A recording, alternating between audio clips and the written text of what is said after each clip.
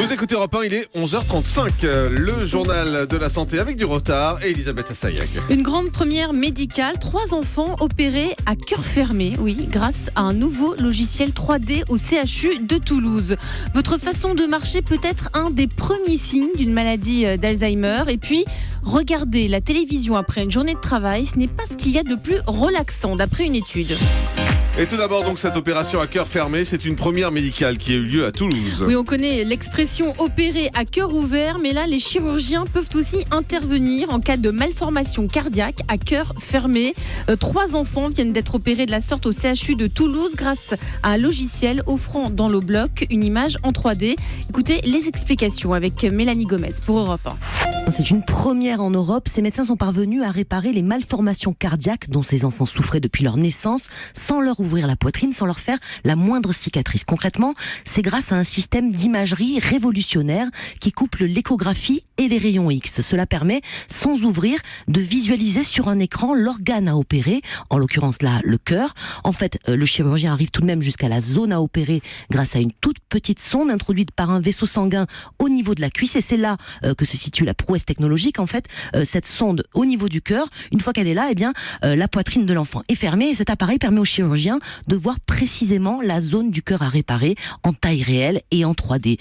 Nelly, une fillette de 5 ans, a été la première à bénéficier de cette technique. Début novembre, elle avait une malformation cardiaque pour laquelle il faut habituellement une opération très lourde et plusieurs semaines de récupération. Là, Nelly n'a aucune cicatrice et le plus incroyable, c'est qu'elle est rentrée chez elle seulement 2 jours après cette opération. Aujourd'hui, elle a une vie normale et va bientôt rentrer à l'école. Alors, dans les 2 ans à venir, une 40aine d'enfants devraient bénéficier de cette technique avant que le procédé soit étendu à tous les hôpitaux. Votre façon de marcher en dit long sur votre santé. Oui, on ne marche pas tous à la même vitesse ni de la même manière et avec l'âge, on marche moins vite. Cela est lié à la fonte musculaire. Des chercheurs toulousains, oui encore, viennent de découvrir que dans certains cas, la façon dont on marche peut trahir un déclin cognitif précoce, voire une maladie d'Alzheimer. Ils ont travaillé sur plus d'une centaine de volontaires âgés de plus de 76 ans, hommes et femmes. Ils ont passé un PET scan, c'est une technique d'imagerie médicale pour observer les connexions cérébrales. Et là, ils ont mesuré les taux d'une protéine du cerveau qui, lorsqu'elle est trop présente, trahit un déclin cognitif. Résultat, ceux qui avaient un taux de cette protéine trop élevé se déplaçaient beaucoup plus lentement que les autres.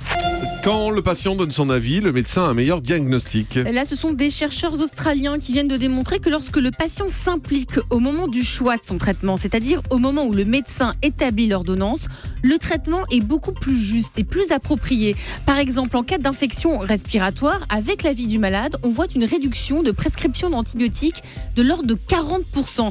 Cela est valable pour les toux aigus, les otites, les maux de gorge, tous ces bobos qui constituent la majorité des motifs de consultation pendant l'hiver.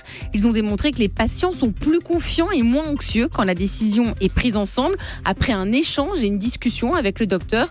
Une bonne communication donc entre le médecin et le patient aurait un réel impact sur les prescriptions, mais ce n'est pas encore gagné, puisqu'en consultation, un patient qui décrit ses symptômes serait interrompu au bout de 18 secondes en moyenne et l'ordonnance effectuée dans la foulée de l'examen clinique.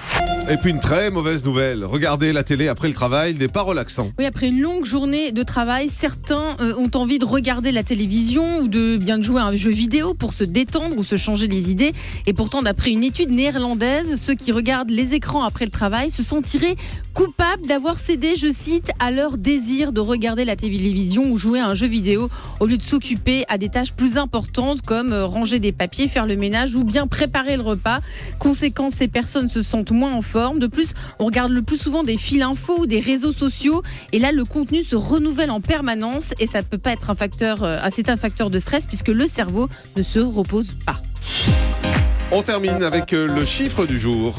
C'est 80 millions d'euros qui ont été récoltés pour ce Téléthon 2015. C'est un tout petit peu moins que l'an passé, qui s'était achevé avec plus de 82 millions d'euros de promesses.